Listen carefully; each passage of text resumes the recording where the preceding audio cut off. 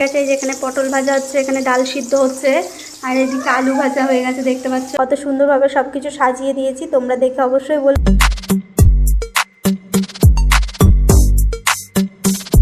রাত্রিবেলা ছোটোখাটো একটা অনুষ্ঠান রাখা হয়েছে, তো চলো সেই অনুষ্ঠানটাও তো একটুও খাইনি, একটু অল্প একটু খেয়েছে, তারপর আর একটুও খাইনি। আর এইদিকে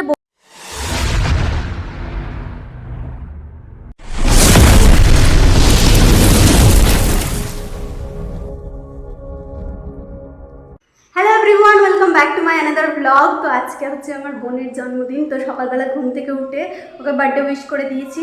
তো এখন যাব হচ্ছে বাজারে। কালকে কিছু বাজার করা হয়েছিল, আজকে অনেক বাজার করতে হবে, যেগুলো মানে মাছ মাংস এগুলো তো আনতে হবে। তো এখন আমরা বাজারে যাবো, তো চলো বাজারটা সেরে আসি। সেরে এসে এখনও রান্না করতে হবে, অনেক টাইম লাগবে। এখন বেশি কথা বলতে পারছি না, তো চলো আগে বাজারটা করে আসি, তারপর রান্নাটা শুরু করি। চলো। তারপরে বোনকে নিয়ে সোজা চলে গেলাম বাজারে। বাজারে বেরিয়ে যাওয়ার পর বাজার থেকে সব জিনিসপত্র, যা যা সবজি, কাঁচা সবজি সব কিছু বিটিগুলো নিয়ে আমরা চলে আসলাম বাড়ি। তো বাড়ি এসে একটু পরে আবার রান্না স্টার্ট করে দিয়েছিলাম, সব সবজি টবজি কাটা শুরু করে দিয়েছিলাম। এবার তোমাদের একে একে সব রান্নাগুলো দেখাবো, তো চলো তোমরা দেখতে থাকো। এখানে রান্না স্টার্ট হয়ে গেছে, যেখানে পটল ভাজা হচ্ছে, এখানে ডাল সিদ্ধ হচ্ছে, আর এদিকে আলু ভাজা হয়ে গেছে। দেখতে পাচ্ছ, তো রান্না স্টার্ট হয়ে গেছে। তখন রান্না করছি, তো চলো পরপর রান্নাগুলো করি, তোমরা দেখতে থাকো।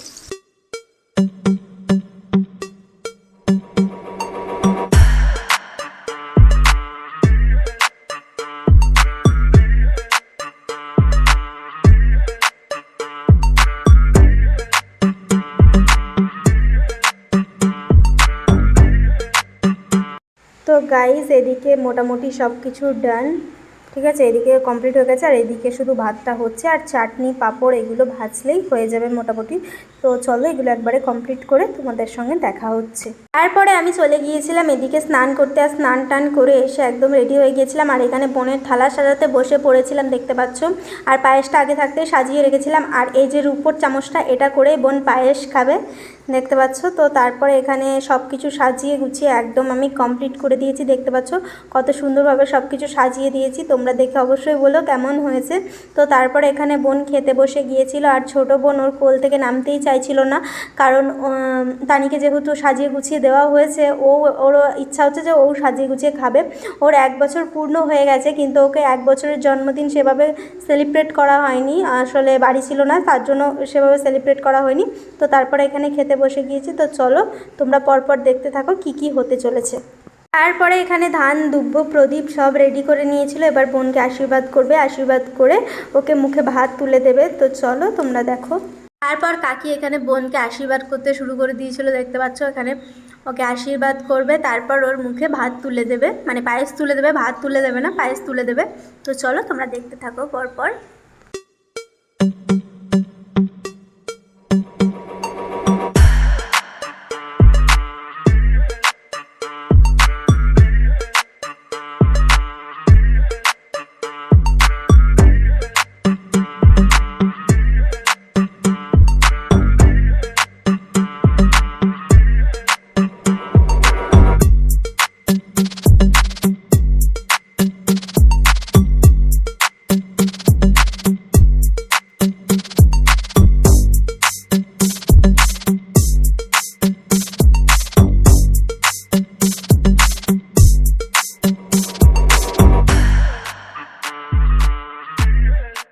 তারপর বোনকে এখানে আশীর্বাদ করা হয়ে গেলে, বোনকে খাওয়ানো হয়ে গেলে, বোন এখানে নিজে হাতে খাবে এখন, দেখতে পাচ্ছ।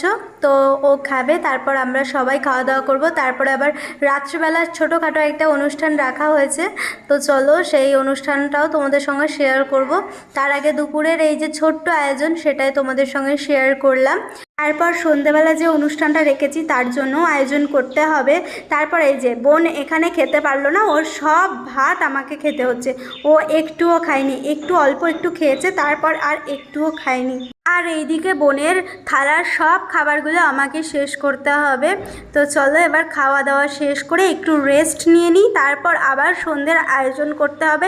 আজকের মতো এই পর্যন্তই, আবার দেখাবে নেক্সট ব্লগে। বাই।